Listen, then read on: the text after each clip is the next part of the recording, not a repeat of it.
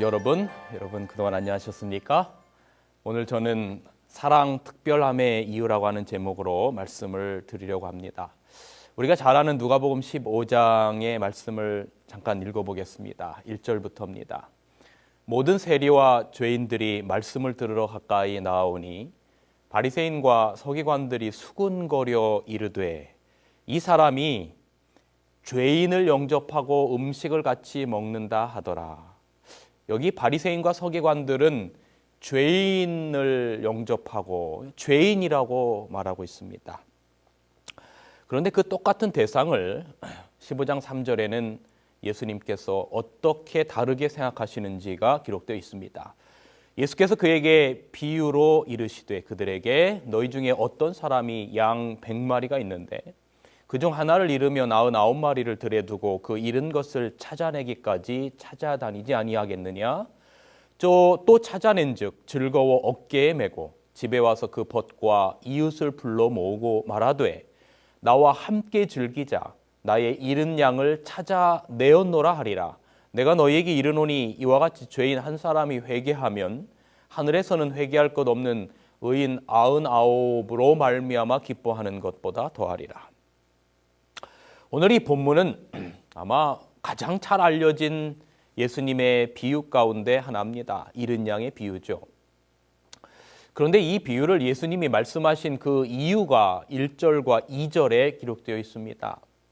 바리새인과 서기관들, 즉 그 당시의 종교 지도자들이 세리나 수많은 죄인들이 예수님의 말씀을 듣기 위해서 모이자 예수님에게 하는 이야기가 뭐냐면 죄인을 영접하고 음식을 먹는다고 수군거립니다.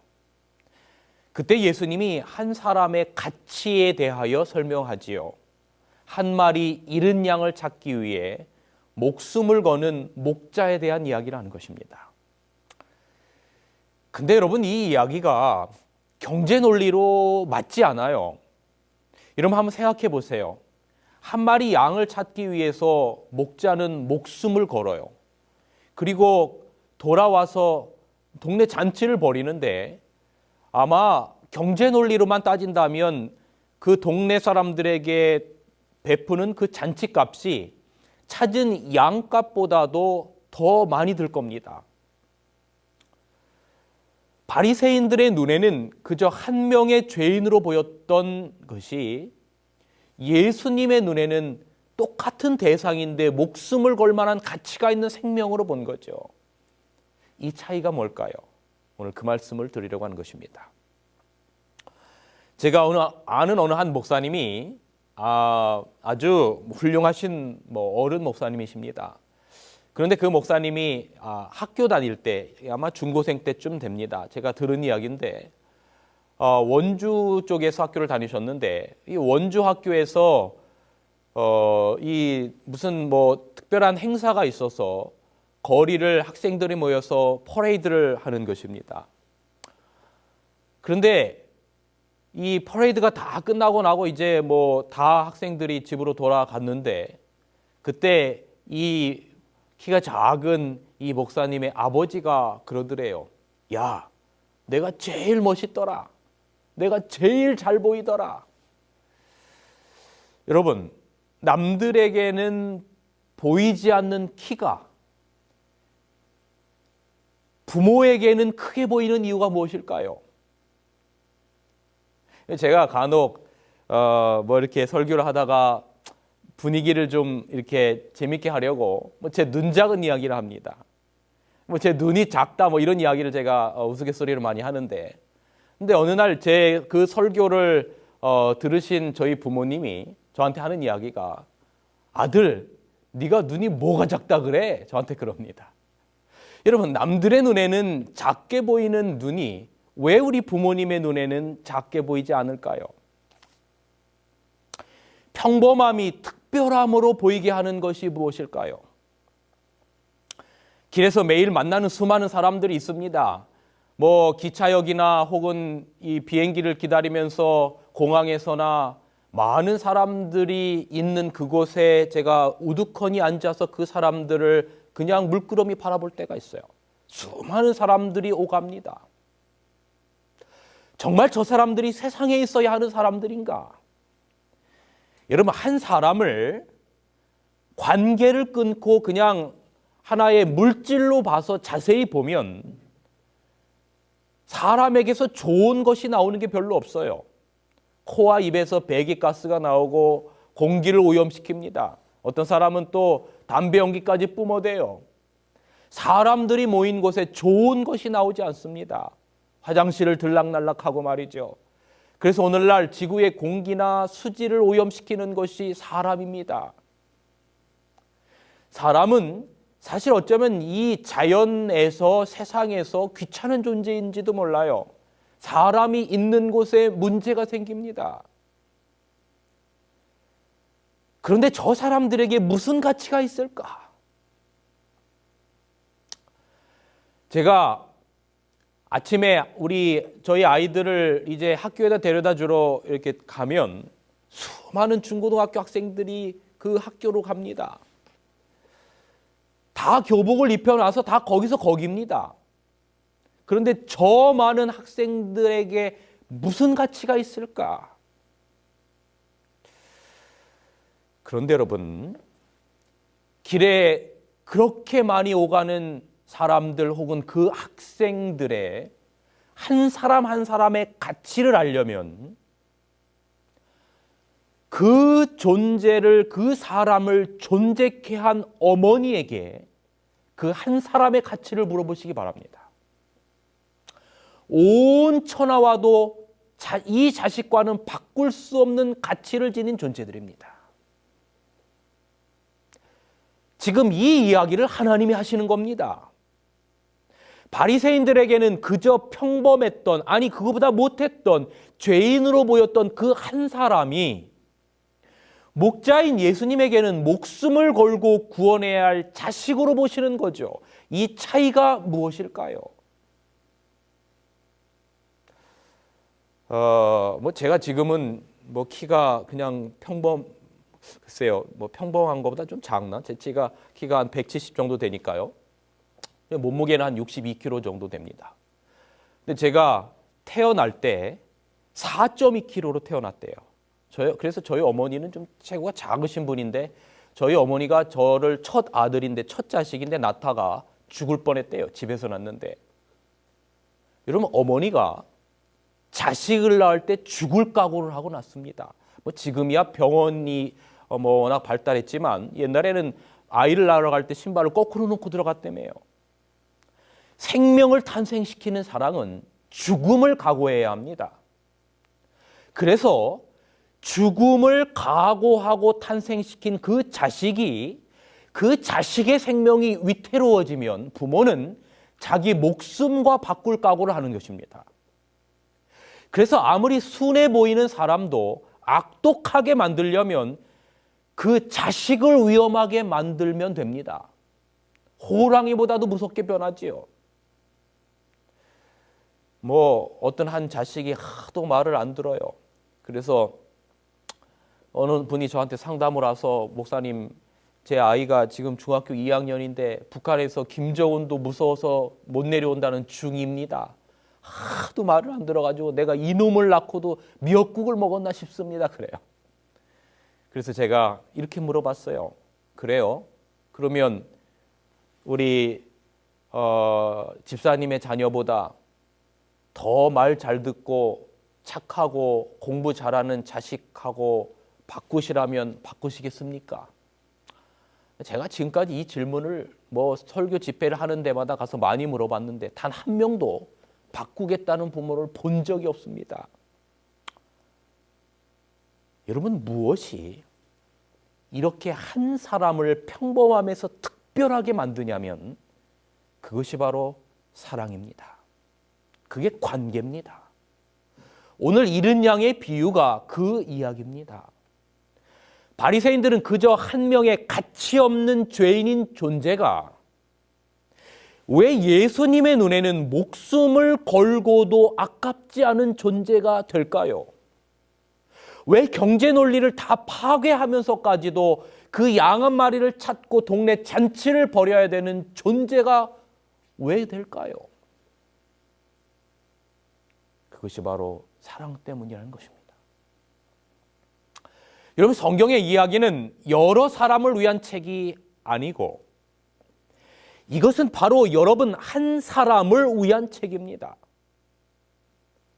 그것은 바로 여러분을 위해서 목숨을 버릴 만한 사랑을 부여한 아버지의 사랑 때문에 여러분 한 명을 위한 말씀이라는 것입니다.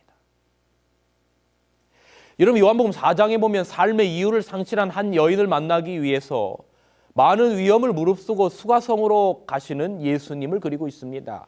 그리고 가셔서 말하기를, 세상은 너를 정죄한, 인정하지 않는 존재로 보지만 나는 너를 특별한 존재라고 생각한다라고 보여주신 것이죠. 또 한 사람, 바리새인의 눈에는 죄인이었던 그 삭개오를 만나러 가셔서 오늘 내가 내 집에 유하여야 하리라고 말씀하신 그 이유는 바로 생명을 존재케 한 부모가 자식을 바라보는 그 사랑 때문에 가능했던 것입니다. 사랑이 관계가 특별함을 만드는 것입니다. 여러분, 세상은 사랑을 그냥 주지 않아요. 사랑을 줄 수 있는 자격과 조건을 갖추어야 합니다. 좋은데 시집가고 장가 가려면 자격과 조건을 갖추라고 하는 것입니다. 세상은 손해를 보지 않습니다. 왜 오늘날 이렇게 아이들이 죽도록 공부합니까? 가치 있는 사람 되려고 그러는 겁니다. 자격과 조건을 갖추려고 그래요. 그래서 잘 팔리려고요. 그런데 세상에 이 반대가 있습니다. 손해를 보면 볼수록 더욱 강해지는 것이 있는데 그것이 바로 생명을 탄생시킨 사랑입니다. 부모와 자식 간의 관계지요. 여러분, 불구 자식에게로 사랑이 더 향합니다. 이 세상에는 불구를 외면합니다. 가치가 없다고, 쓸모가 없다고요. 그러나 그 생명을 존재케 한 부모는 그렇지 않습니다.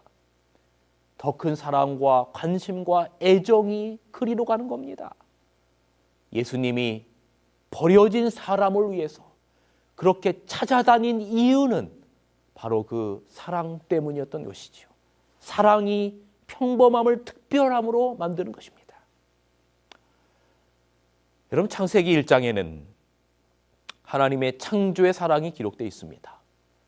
하나님이 이르시되 우리의 형상을 따라 우리의 모양대로 우리가 사람을 만들고 그들로 바다의 물고기와 하늘의 새와 가축과 온 땅과 땅에 기는 모든 것을 다스리게 하자 하시고, 하나님이 자기의 형상 곧 하나님의 형상대로 사람을 창조하시되 남자와 여자를 창조하시고 하나님이 그들에게 복을 주시며 그들에게 이르시되 생육하고 번성하여 땅에 충만하라, 땅을 정복하라, 바다의 물고기와 하늘의 새와 땅에 움직이는 모든 생물을 다스리라 하시니라. 하나님은 사랑이십니다. 사랑이신 하나님이 무한하신 사랑의 표현으로 사람을 만드셨습니다. 그리고 보시기에 심히 좋았더라고 기록합니다. 그런데 여러분, 우리를 얼마나 정성스럽게 만드셨는지 시편에는 신묘막직하다라고 말씀하셨어요. 신비롭고 묘하고 측량할 수 없다, 그 말인지 모르겠어요. 여러분, 우리의 세포 하나하나에 우주가 들어있어요. 아마 여기 이제 파워포인트 옆에 보면 이 1.4kg의 뇌의 혁명이라고 하는 책이 있습니다. 우리나라 카이스트 대학의 교수들이 뇌를 연구해서 쓴 책입니다. 그 책에 보니까 우리의 뇌 안에는 우주가 들어있다고 말합니다. 여기 또 이 파워포인트 사진을 한번 보세요. 이 인간의 뇌와 우주의 이 것들이 아주 일맥상통하고 겹칩니다. 그래서 과학자들이 말하기를 우리의 뇌에는 우리의 세포에는 우주가 들어있다고 말합니다. 그런데 우리의 몸은 그렇다 칩시다. 그런데 여러분, 창세기 1장에 보면 첫째 날부터 아담과 하와를 만드는 여섯째 날까지 천지와 만물을 만드시는데 하나님이 그 천지와 만물을 인간을 위하여 만드셨어요. 대충 만들지 않으셨어요. 여러분, 이 우주의 색깔이 이 지구의 꽃잎 하나하나 이 봄에 여러분 요즘 얼마나 아름답습니까? 그 색깔 하나하나가 만약에 사람의 눈을 위해서 만들지 않으셨다면 그렇게 아름답게 수놓으실 이유가 없는 거예요. 근데 여러분, 예를 들어서 이 사진 한번 보세요. 코스모스 하나만을 봅시다. 그런데 아마 이 이름 자체 코스모스라고 하는 게 우주라고 하는 말이잖아요. 그런데 이 꽃잎 하나, 그 안에 하나하나를 보면 그 안에 별들이 들어있고 우주가 들어있어요. 이렇게 인간을 사랑하셔서 준비하셔서 만드셨어요. 그리고 우리의 몸을 하나님의 형상대로 만드셨어요. 인체를 연구하면 연구할수록 끝이 없어요. 끝이 없어요. 정말 이 작은 1.4kg의 뇌 안에 우주를 담아 놓으셨어요. 이렇게 사랑해서 만드셨어요. 근데 사랑하면 할수록 고통이 더 커요. 사랑하는 만큼 고통이 있어요. 남의 자식이 죽는 것과 내 자식이 죽는 것은 차이가 엄청납니다. 왜 세월호의 자식을 잃은 부모들이 그렇게 힘드냐면 사랑하는 만큼 고통이 큰 거예요. 그 사랑이 특별함을 만든 거예요. 그동안 인류사에서 얼마나 많은 사람들이 죽었습니까? 그런데 그 많은 사람의 죽음보다 내 자식 하나의 죽음이 더 고통스러운 이유는 바로 사랑 때문에 그래요. 하나님이 자식을 잃은 마음은 우리가 자식을 잃은 마음보다 비교할 수 없을 정도로 큰 거예요. 이것을 알아야 다음의 성경절이 이해가 돼요. 창세기 3장 21절. 여호와 하나님이 아담과 그 아내를 위하여 가죽옷을 지어 입히시니라. 죽음을 선고받은 자식에게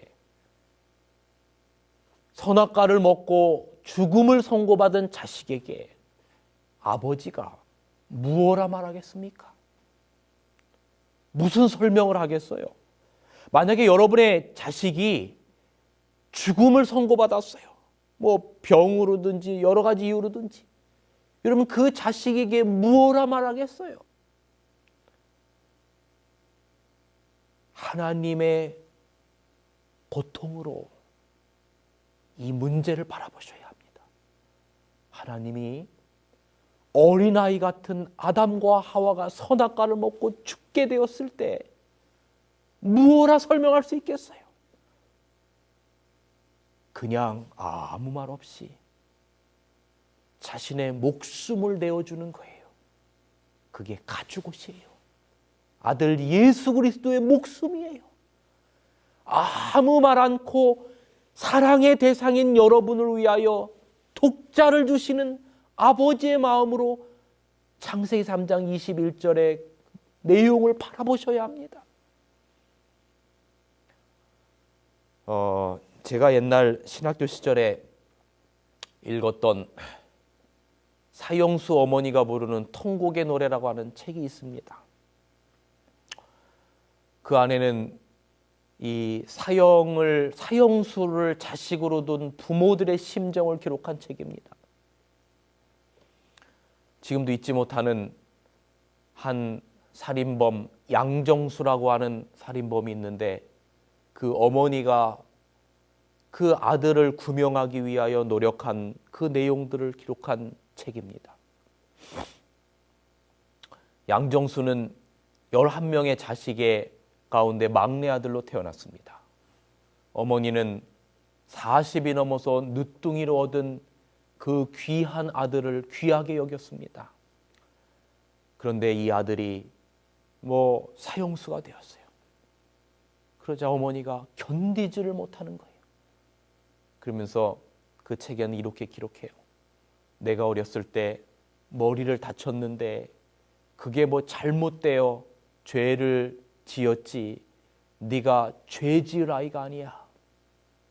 그때 내가 너를 큰 병원에 보내서 병을 고쳐주었다면 네가 이런 죄를 짓지 않았을 텐데 너를 고쳐주지 못해서 네가 이런 죄를 지은 거야. 그러므로 내가 이렇게 된 것은 내 죄가 아니라 내 죄야. 이 어머니는 자식이 사형수가 되자마자 자식을 살리기 위하여 온갖 노력을 하였어요. 아들아, 너 하나 감옥에 보내고 이 어미는 밤이 되어도 촛불을 끌 수가 없구나. 너를 거기 두고 이 어미 입에 생선 하나인들 먹을 수 있겠느냐. 불쌍한 청개구리 내 아들아, 밤은 춥지 않느냐, 밥은 쓰지 않느냐, 이 가련한 것아. 자식을 낳아서 보는 것만으로도 어미는 행복한 거란다. 내 너에게 무엇을 바라더냐? 내 너에게 좋은 옷을 바라더냐? 맛난 음식을 바라더냐? 속 썩이는 자식이라도 살아있으면 부모는 가슴에 소금밭을 일굴 망정 기쁘게 그 쓰라림을 견디는 거란다. 이 불쌍한 것아, 살아서 얼마든지 이 어미 가슴을 핥히고 물어뜯더라도 나는 그 아픔마저 달게 받을 수 있건만은 너를 내 가슴에 묻고 어이 살아갈 수 있겠느냐. 이 어미의 편지입니다. 이 어미는 아들이 있는 형무소 가까운 곳에 작은 사글세방 단칸방 하나 얻고 추운 겨울에도 연탄 한 장 지피지 않고 자식이 추운 감방에 있는데 내가 어떻게 따뜻한 방이 있을 수 있겠냐며 호디불 하나도 없고 짠 무김치에 밥 한 가지만 먹고 살면서 자식과 똑같이 고통을 겪으면서 그 형무소 담장을 향하여 매일 아침마다 이렇게 말하는 거죠. 정수야, 저녁밥 먹었느냐? 지난밤 몹시 춥던데 잠은 잘 잤느냐? 매일매일 이 아들 정수를 위하여 면회가는 일을 하는 겁니다. 이 사형 언도를 받았기 때문에 그 사형이 집행되어야 하는데 이 어머니가 이렇게 말하는 거예요. 너 혼자 죽기 무섭지? 다 안 돼. 걱정 말거라. 여기서 네 죽기 기다렸다가 이 애미도 따라갈 끼라. 난 네 죽으면 못 산대. 너 죽는 그날이 나 죽는 날이다. 자식이 죄인이면 탯줄을 잘라둔 애미도 공범이지. 자식과 부모는 한 몸인기라. 이 어머니는 아들이 죽으면 시신을 받아서 화장을 한 다음에 그 가루를 꿀에 발라서 새들에게 먹인 다음에 자기도 자결하여 아들과 똑같은 날 아들과 같이 죽기로 결심합니다. 여러분, 저는 이 모습을 보면서 우리 하나님 아버지의 마음을 이해하는 거죠. 집 나간 자식이 죄 짓고 가증한 일을 하고 살아요. 그래서 사형 선고를 받아요. 그럴 때 세상은 가치가 없다고 죽으라고 하지만 하나님은 말하는 거죠. 얘들아, 피투성이라도 살아라. 내가 내 곁으로 지나갈 때 내가 피투성이가 되어 발짓하는 것을 보고 내게 이르기를 너는 피투성이라도 살아라. 다시 말하는데 피투성이라도 살아라. 사랑하는 진리의 뿔 가족 여러분, 한 마리의 양, 전혀 특별함이 없는 양. 그런데 그 양이 죽게 되었을 때 왜 그 한 마리 양을 위해서 목자는 죽음을 각오하고 나서는지 아시겠어요? 바로 죽음보다도 강한 사랑. 그 사랑이 평범함을 특별함으로 만드는 것이죠. 그리고 사형수 어머니가 자식을 위해 감옥 옆에 움집을 짓고 사는 것처럼 죄악의 감옥인 이 땅에 오셔서 우리와 같이 사시다가 그 자식이 위해 십자가에 죽으신 아버지의 사랑을 기억하여야 하는 것입니다. 여기에 나타난 사랑을 누가 능히 이해할 수 있겠습니까? 하늘의 임금이셨고 영광의 면류관을 쓰셨던 그분이 이제는 가시면류관을 쓰시고 사단의 분노에 의해 격발되어 광폭하여진 성난 폭도들의 경로에 피를 흘리시는 희생자가 되신 광경을 천사의 무리는 놀라움과 슬픔으로 바라보았습니다. 인내하신 순한 자를 바라보라. 그분의 머리에는 가시면류관이 쓰여 있다. 찢겨진 모든 혈관에마다 그 생명의 피가 흘러나왔습니다. 이 모든 것이 죄악 때문이었지요. 여러분, 여기 한 영감의 글에는 영원히 신비로 남게 될 영원한 구속의 사랑 외에는 어떤 것도 그리스도로 하여금 하늘에서 그분의 존귀와 위엄을 버리고 죄된 세상에 오셔서 그분이 구하고자 오신 자들에게 무시와 멸시와 배척을 받으시고 마침내 십자가에 돌아가시도록 할 수 없었다. 사랑 때문에 가능했다라고 하는 것입니다. 잠시 전에 소개시켜드렸던 사형수 어머니가 부르는 통곡의 노래라고 하는 그 양정수 사형수의 그 이야기의 후속편에는 이 양정수 어머니가 살아있는 동안에 조금이라도 아들을 대신하여 속죄를 하겠다고 피해자를 찾아가서 용서를 구합니다. 그리고 자기가 무엇이든지 하겠다고 나섰어요. 동네 굳은 일은 뼈가 부스러지도록 열심히 했어요. 아들의 죄를 어머니가 대신 갚겠다는 것입니다. 할 수 있는 모든 선한 일을 다 했어요. 5천 명의 구명운동을 합니다. 이 어머님의 그 노력을 알고 5천 명이나 되는 사람들이 구명운동에 나선 거예요. 그런데 마침내 한 스님이 그 이야기를 알고 법무장관을 찾아갑니다. 그리고 이 사연을 얘기했어요.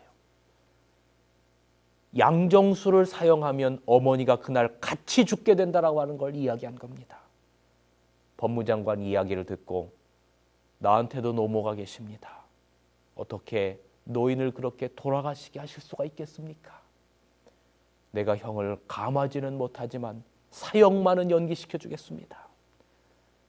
어머니가 돌아가신 다음에 그 아들의 형을 집행하기로 한 것입니다.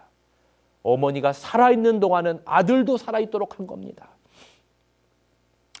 이 사연이 박정희 대통령에게 그 당시 알려지면서 그가 취임하던 78년 12월 26일 대통령의 마음이 움직여져서 이 사형수가 무기수로 바뀌게 되었어요. 사형수가 어머님의 사랑 때문에 살아난 것입니다. 아들이 18년째 감옥에 있던 어느 날 어머니는 87세 일기로 돌아가셨는데 돌아가실 때 눈이 멀어서 돌아가셨어요. 자식에 대하여 너무 울고 너무 생각하다가 눈이 멀어버렸어요. 돌아가시기 전 마지막 면회에서 아들을 보지도 못하고 손으로 아들의 얼굴을 만진 다음에 이렇게 말합니다. 내 아들을 창살 안에 가두어 놓고 떠나니 내 어찌 편히 눈을 감을 수 있으리. 정수야, 불쌍한 너를 한 번 따뜻히 안아주지도 못하고 떠나는구나. 내 손으로 국 한 번 못 끓여주고 아들아, 과거의 죄를 씻고 새로 태어난 모습을 보려고 이때껏 모진 목숨 끌어왔건만 이제는 눈이 멀어 너를 볼 수도 없구나. 꼭 한 번만이라도 안아보고 싶건만. 그러고는 이 양정수의 어머니가 세상을 떠나셨어요. 자식을 낳은 어머니는 자식과 목숨을 바꿀 각오가 되어 있는 것입니다. 사형수의 어머니는 자기가 대신 죽을 수만 있다면 아들을 살리고 죽으려 하는 것입니다. 그 이야기가 로마서 8장 35절의 이야기입니다. 누가 우리를 그리스도의 사랑에서 끊으리요. 환난이나 곤고나 핍박이나 기근이나 위험이나 칼이랴.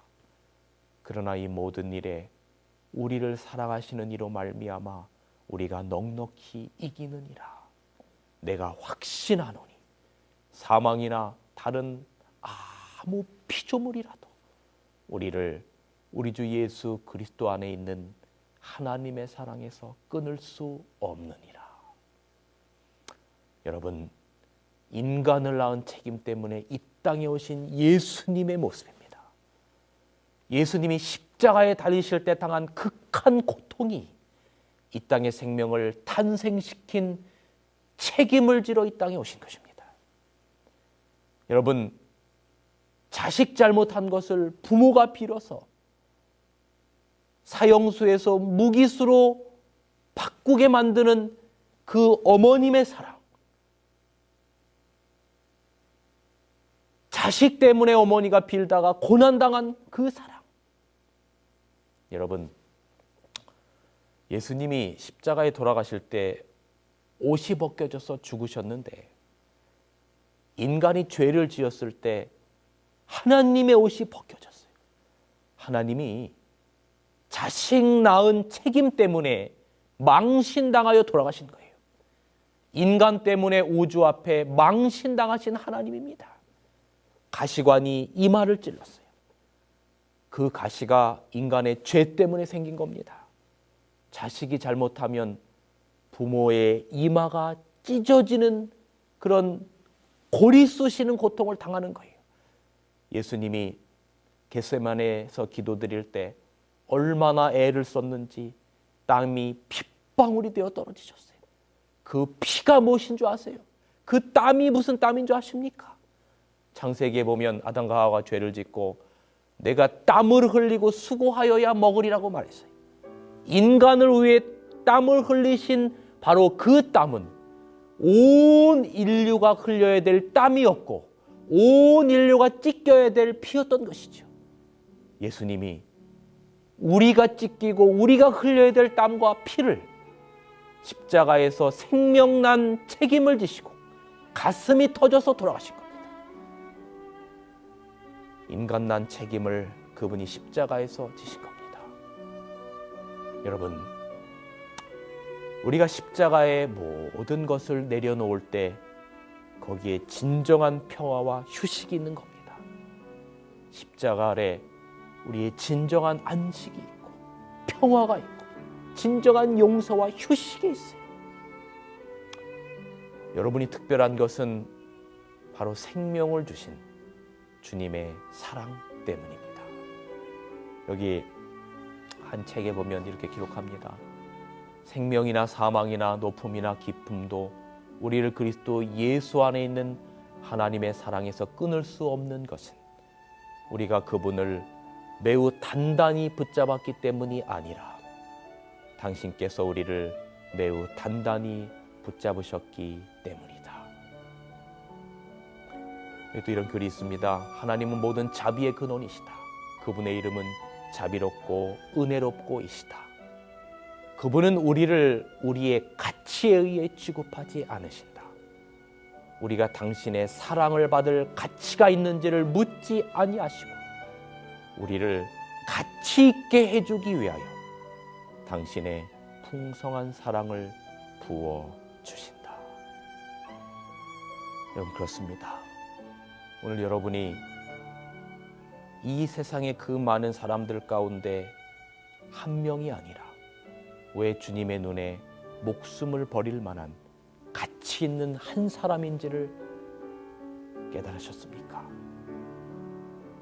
왜냐하면 여러분은 그 주님께서 부여하신 생명을 가지고 있는 귀한 존재이기 때문입니다. 오늘도 그 가치 때문에 여러분은 우리 주님 온 우주에서 우리 주님의 가장 큰 관심을 기울이는 대상이라는 걸 기억하시고 정말로 용기와 희망을 가지고 살아가시는 오늘 한날 되시기를 간절히 바라면서 오늘 말씀을 드리겠습니다. 진리횃불 웹사이트에는 이 시대를 위한 하나님의 말씀이 준비되어 있습니다. 다음과 같은 성경 연구 자료를 통해서 하나님을 더 깊이 만나게 되길 간절히 바랍니다.